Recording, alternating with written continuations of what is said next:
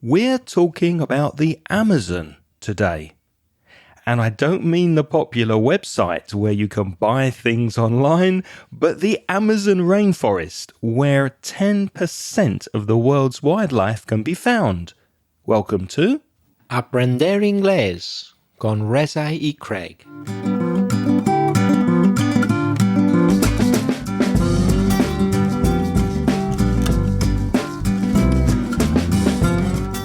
Hello and welcome, especially if you're a new listener to the podcast. It's lovely to have you. My name's Craig. And my name's Reza. And with 50 years of teaching between us, we're going to help you improve your English and take it up to the next level. How are you, Reza? I'm feeling fine, Craig. I'm looking forward to podcasting here in my flat, which is not the normal place where we podcast, by the way, listeners. We normally do it in Craig's flat, so it's a bit of a strange day. It's like a no-tie Friday at the office kind of thing. No-tie Friday? Yeah, well, you don't have to wear your tie on a Friday. It's like a little bit different. We're recording it at Reza's house, not Craig. The only downside about recording at my house is the food's not as good. It's much better food at Craig's house. That's not true. That's not true. I'm sure we're going to have a lovely lunch when we finished podcasting. And this week, it's the Amazon rainforest. That's the topic. Many thanks to Erasmo, who suggested the topic for this week's podcast. Now, we have spoken about Brazil before, haven't we, Reza? We have. You can find that episode if you follow the link in the show notes. I can tell you it's episode 262. So if you want to find any episode, you just type in inglespodcast.com/ and then the number of the episode. So the one about Brazil was 262. So you're right, /262.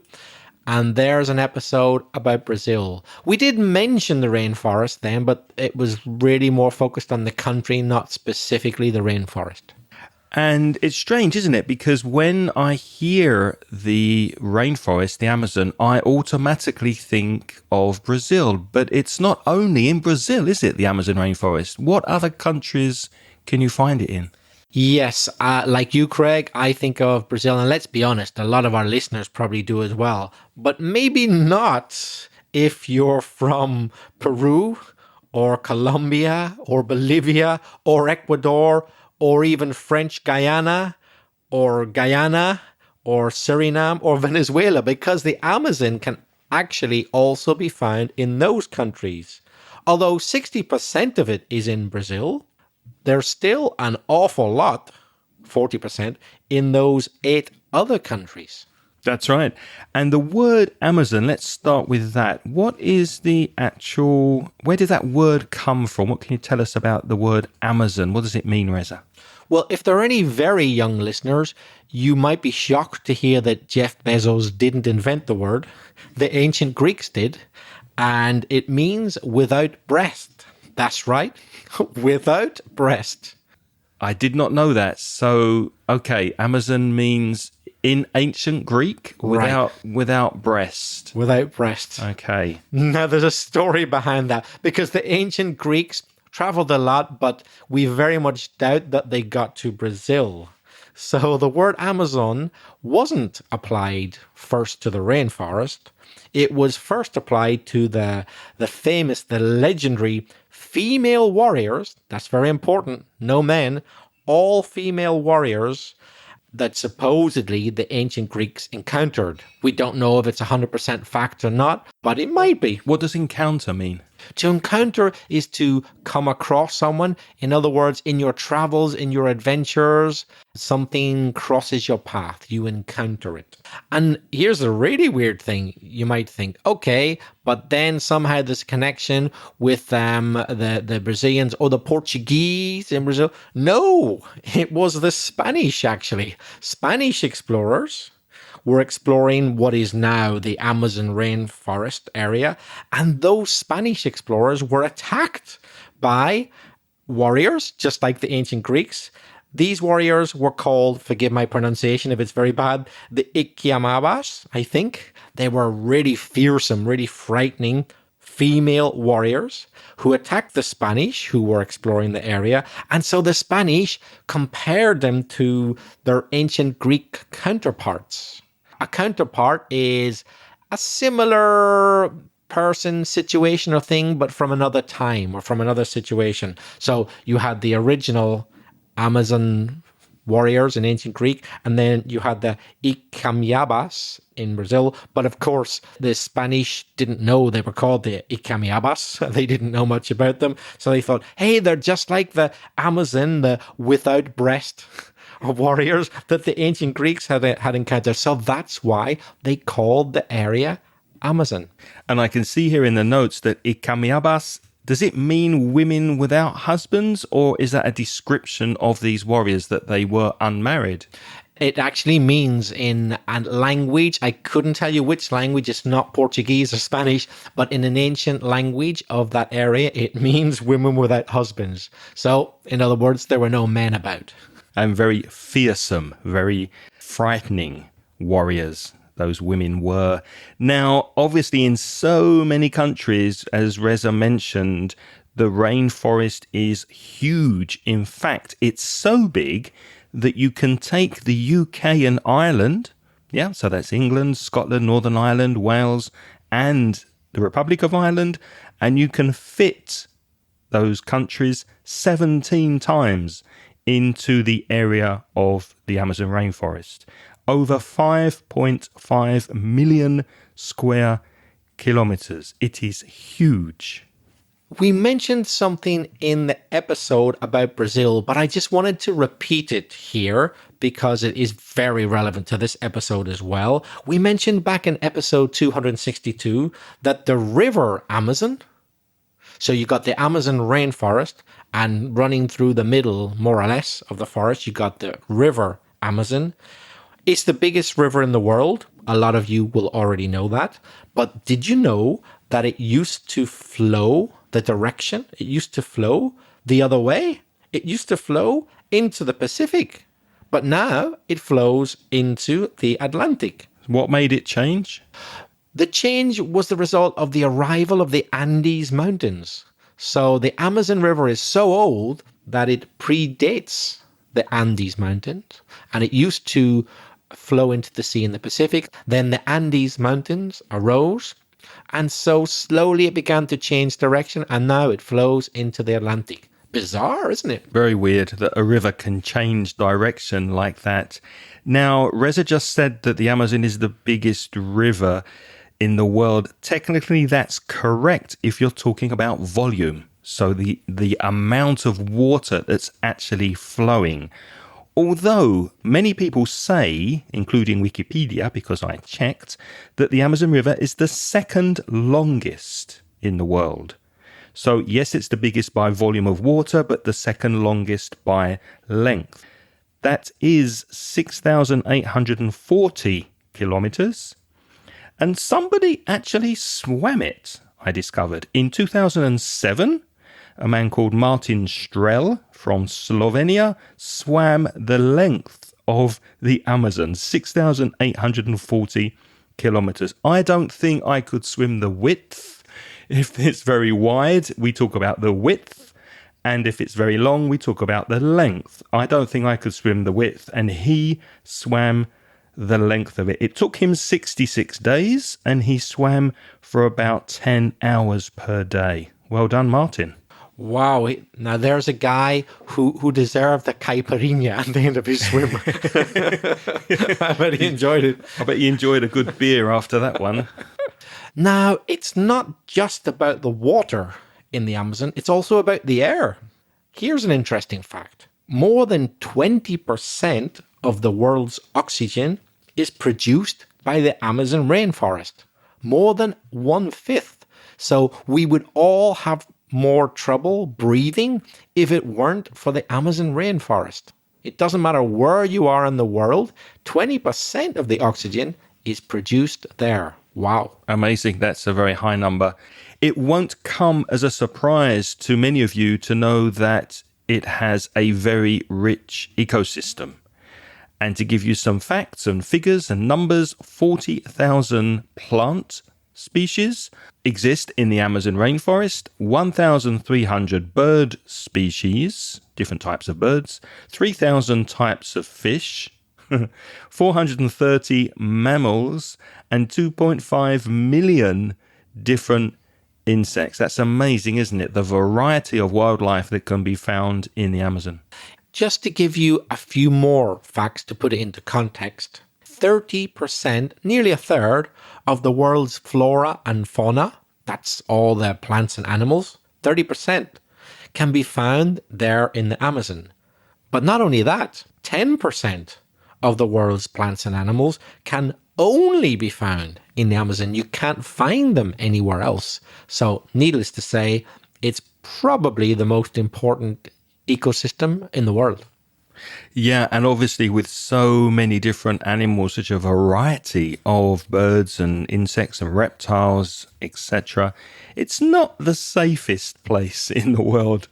So there are electric eels, which can give you a very nasty electric shock. There are flesh-eating piranhas that can eat your skin and your flesh if you fall in water that has these piranhas.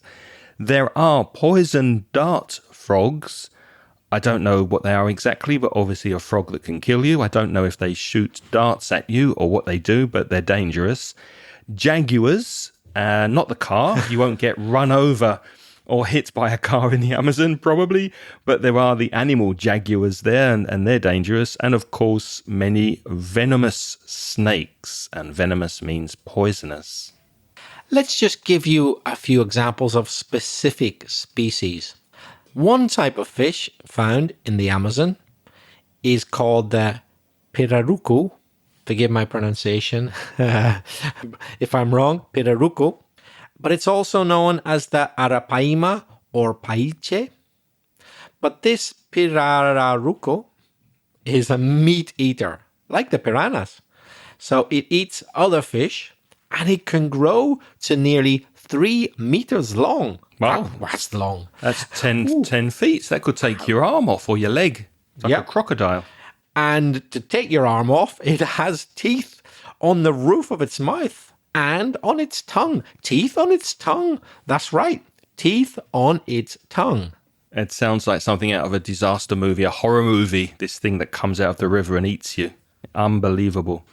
There's another species of fish in the Amazon, and I don't know, Reza, I got a feeling we might have mentioned or spoken about this before a long time ago, but this would probably be, for many people, your worst nightmare come true. It's called the candiru, and again, apologies if I mispronounced that, the candiru, which translates to either toothpick, which is a very small piece of wood or plastic that you use after eating to clean your teeth, a toothpick, or vampire fish. You probably know what vampire means, just think of Dracula. And it's a tiny parasitic fish that lives off the blood of its host. And in this case, the host would be you. It tracks its prey. And when I say pray, I don't mean P-R-A-Y, to speak to God. I mean P-R-E-Y, which is something that animals hunt in order to eat. So they kill the prey. And it tracks its prey, it finds its prey through expelling or producing urea or ammonia. Now, this makes people like us, or humans, possible targets if we are urinating or pissing in the river, because our urine has some ammonia in it. And what it does, it can enter the urethra via the penis or vagina. So what it actually does, it somehow crawls or wriggles. That's an interesting word, wriggle, W-R-I-G-G-L-E. It kind of slowly finds its way. It wriggles up this stream of urine, and then it anchors itself. It fixes itself in position because it has these spines, these umbrella-like spines. Imagine that the insect goes into your skin and opens an umbrella. Then it's really difficult to remove. And then when it's fixed in place, it starts sucking your blood. That's almost as painful and distressing as a film I watched yesterday with Sylvester Stallone that was absolutely terrible. It's almost as bad as that. But that sounds horrible, doesn't it? Not something you would want while you are urinating in a river. You couldn't dream up a worse nightmare, could you? Something getting up in there and staying there? What could be worse than that? Sounds incredibly painful.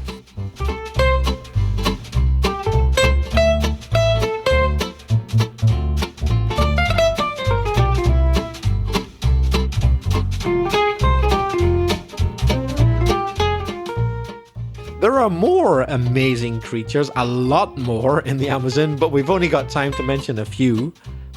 The Jesus lizard is not... Jesus as in Jesus Christ? Jesus Christ, yeah. So it's not Jesus Christ, it's not the Lord, our Savior, transformed into a lizard, no.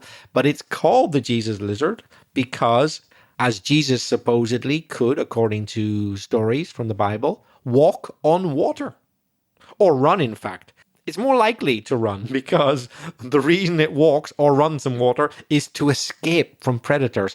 So a predator is the opposite of the prey, which Craig mentioned earlier. The predator goes hunting and the predator hunts the prey. So the Jesus lizard is the prey of some predators. And to run away in a really difficult situation, it has the capacity to run across water. And the reason it can do this is because it has obviously it's very light, it's not a heavy lizard, it's very small, and it has very wide feet. So the surface area of the water, the tension of the surface area of the water, it's able to walk or run on it because of its wide feet. Go to YouTube. I recommend you go to YouTube and you search for Jesus lizard. There's some wonderful shots of this lizard running on the water, and it's very, very funny. It's a lovely little lizard. Another interesting animal, which you find in the Amazon, is a dolphin.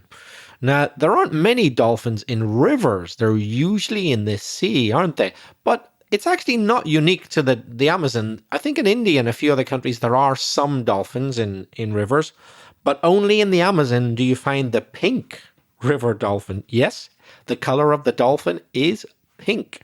So not only does it have this strange pink color, but perhaps more interestingly is the legend which is attached to it. So the legend, is it true or not? We don't know, but it's a legend. People say it. It's believed in this legend that at night, only at night, the pink river dolphin can transform itself into a man, specifically a man, not a woman, and then seduce unsuspecting young ladies into his clutches.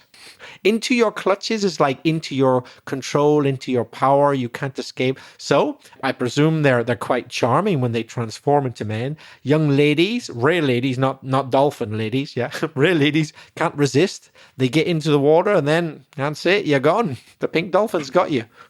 That sounds a bit fishy to me. If something sounds a bit fishy, I'm not using that because it's a dolphin. If something sounds fishy, it sounds a bit suspicious. It doesn't sound true to me, but obviously it's a legend, so you take it with a pinch of salt, which means you kind of accept it because it's been passed down year after year over generations. Craig, you know how sometimes on tins of tuna and other things, you see on the tin dolphin friendly? Have you ever seen that? I don't think I have. You've never seen that term. Does it mean the tuna's dolphin friendly or the tin? Good question. It means the capture of the tuna. So there's a system, maybe it only exists in the European Union. I'm not sure if you've seen it in South America and other parts. Some tinned fish has dolphin friendly on it, and it means they've used special nets to avoid capturing dolphins because sometimes they accidentally capture dolphins in the nets. And obviously they can die or injure them. Now, dolphin friendly, it's a good thing when it comes to a tin of tuna, but if you fall into the clutches of a pink Amazon River dolphin, I think you've been a bit over friendly with that dolphin, to be honest. Yeah. I wouldn't be that dolphin friendly if I were you, ladies. I would keep my distance. Don't be over dolphin friendly. What's interesting to me about that fact, Reza, is that I don't tend to think of dolphins as being male. I think of dolphins as being female. I don't know why. They seem so gentle and lovely and such lovely creatures. I don't imagine them as being male, but obviously, yeah.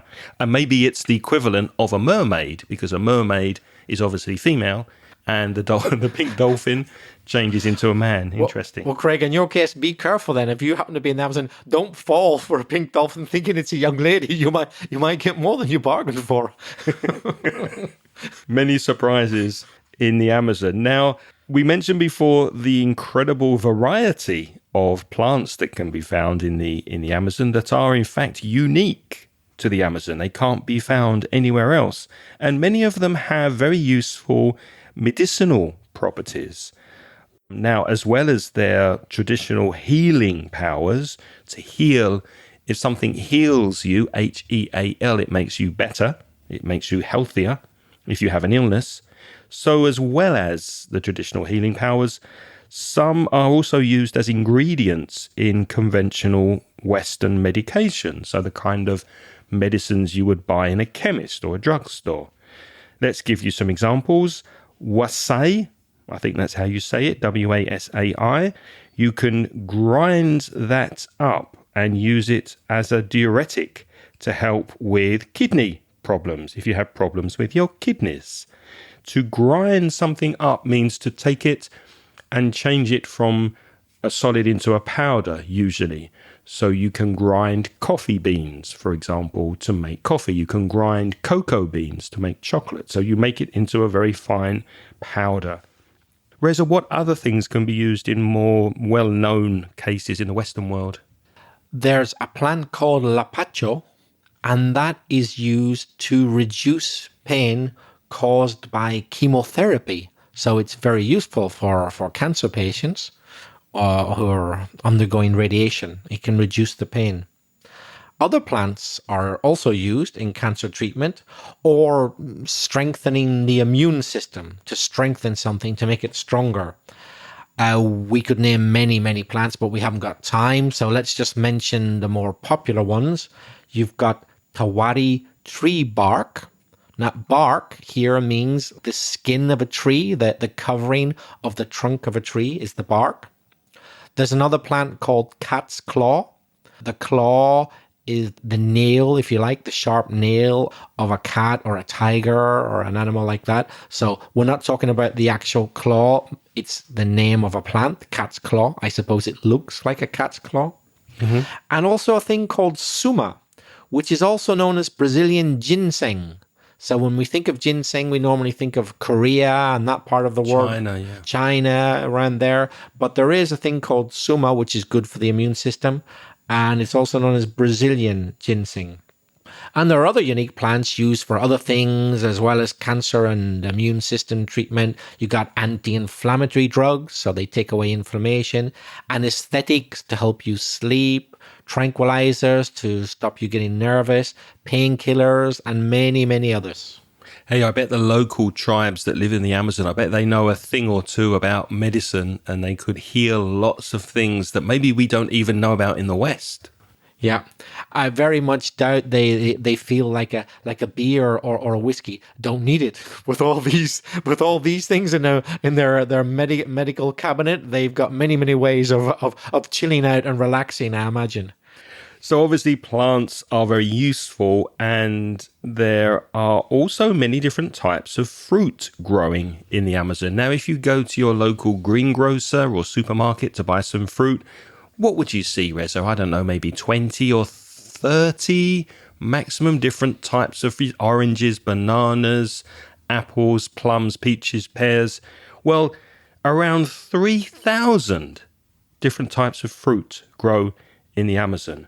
But only about 200 are eaten outside the area. So 200 are kind of considered okay for exporting and eating outside of the Amazon area. But that's still a lot, isn't it? 200. Yeah, it's a lot. As Craig said, you're lucky if you find more than 30 types of fruit in a European fruit store. We've been very positive so far about the Amazon. We've been talking about what it has, but we got to be careful because, as you probably know, sadly, we're losing a lot of the Amazon due to deforestation. So it's a rainforest. So to deforest means to cut down trees, to take them away. So it's being lost due to deforestation. Why are they cutting down the trees? Do they use the wood for something? That would be an almost irrelevant percentage. The local tribes probably do burn a little bit of wood, but that's 100% sustainable. That's not going to cause any big problems. The big problems are caused by cattle ranching. So cattle means a group of cows. So to make way for land for the cows, they cut down the trees and then they got room for the cows to graze, graze, to eat the grass. And that problem, that accounts for about 70% of the deforestation. So that's the main problem. I'm going to make a prediction here on the podcast. And as you know, the podcast will be up on the website and it will be in different places and we'll come back to it in 5 or 10 years. I predict that in 5 or 10 years, most of us will be eating plant-based diets or maybe even insects. Meat will become really, really expensive, a lot more expensive than it is now. And only people with lots and lots of money will be able to afford to buy it. That's my prediction. Now, although this deforestation that Reza mentioned has slowed down in recent years, back in 2020, which is only 2 years ago, we're recording this in 2022, back in 2020, the rates of deforestation and cutting down trees were the highest they've been for a decade, for 10 years.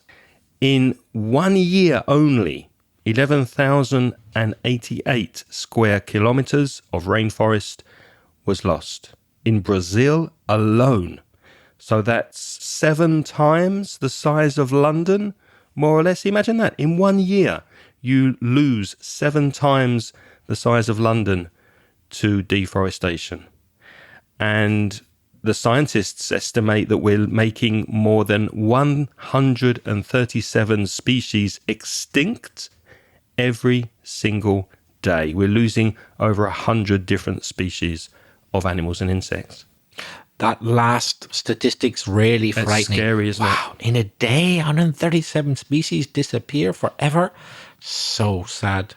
And as for the people, we've talked a lot about the plants and the animals you can find in the Amazon, but there are also between 400 and 500 indigenous Amerindian tribes. So Amerindian, typical native inhabitants of the Americas. And they live in the rainforest. In fact, it's believed that about 50 of these tribes, we don't know for sure, but about 50 have never had any contact with the outside world. They live so deep in the middle of the forest, which is incredibly big, as we've just said, and incredibly dense and almost impossible to get to if you want to get right to the middle. There's 50 tribes who've never met anybody from outside the tribe. I think they're lucky. They're probably a lot happier than we are in the West, I would think. Now, if you try to imagine what the Amazon looks like, the rainforest, at the top of the rainforest, obviously you have all of the tops of the trees, the branches, and the leaves, and that's called the canopy. So the canopy of the forest, the very, very top where you find the top of the trees and all the leaves. And it's very thick, it's very dense, which means that light from the sun doesn't get through to the floor of the Amazon. And the floor of the Amazon is really, really dark. In fact, when it rains, it can take around 10 minutes for the water to reach the ground. So from the canopy, from the tops of the trees to the ground, would take the water 10 minutes to arrive.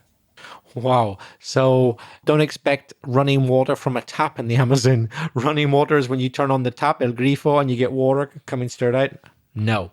Even the rainwater takes 10 minutes to get there. Imagine. But it does sound like an amazing place, absolutely incredible. And if I ever am lucky enough to go there, I will definitely contact Erasmo, charter his plane, and let him show me the canopy and maybe a bit more of the forest. That would be amazing. That makes two of us. I'll be there too. But now it's your turn to practice your English. What would you like to hear about in future episodes? Why don't you get in touch, as Erasmo did, and tell us what you would like us to talk about in the future? You can send us a voice message. Go to speakpipe.com, speakpipe.com/Ingles podcast and leave your message there. Remember, you only have a maximum of 90 seconds to tell us what you think. If you'd prefer to write, you could send us an email. You could find Craig if you write to craig@inglespodcast.com or write to me, belfastreza@gmail.com. If you're interested in studying English with a paid course, you can go to Mención Inglés and have a look at the courses that are offered on the website. Go to store.mencioningles.net. As always, we'd like to thank all the people who help us through the Patreon scheme. Patreon, Patreon. And what they do is they donate as little as $1.20 a month. And as a thank you to those people who donate the money, we give them back something in return. We give them access to recent audio transcriptions. So if you're interested, have a look at the link in the show notes. It's patreon.com/Ingles podcast. Unfortunately, we don't have time to say thank you individually to every person who is currently part of the scheme, but we will say hello and thank you to our more recent supporters, and they are Eugenia Gil, Esteban, Daniel Valencia Gomez, and Maria Villa. Thank you to you and to everybody who is supporting us on Patreon. We don't know what we'll be speaking about next week, but we do promise there will be a podcast for you. Until next time, it's goodbye from Reza. And it's goodbye from Craig. Hello? Are you still there? If you've got this far, if you are still listening when the music is playing, you are truly an AIRC456 and true fan of the show. Congratulations. We're proud of you. And obviously, you want to improve your English and take it up to the next level. But is listening to this podcast every week enough? Will it get your English, especially your speaking, to the level you want? I'm suggesting you join me and a small group of motivated students in my online conversation course. We meet every week on Zoom, and I help you to improve your fluency, your pronunciation, and your vocabulary. So if you get a bit frustrated when you speak English and you want to boost your confidence and be a more effective speaker, send me an email to craig@inglespodcast.com and I'll give you more details. And once again, thanks for listening, and I hope to see you on the inside.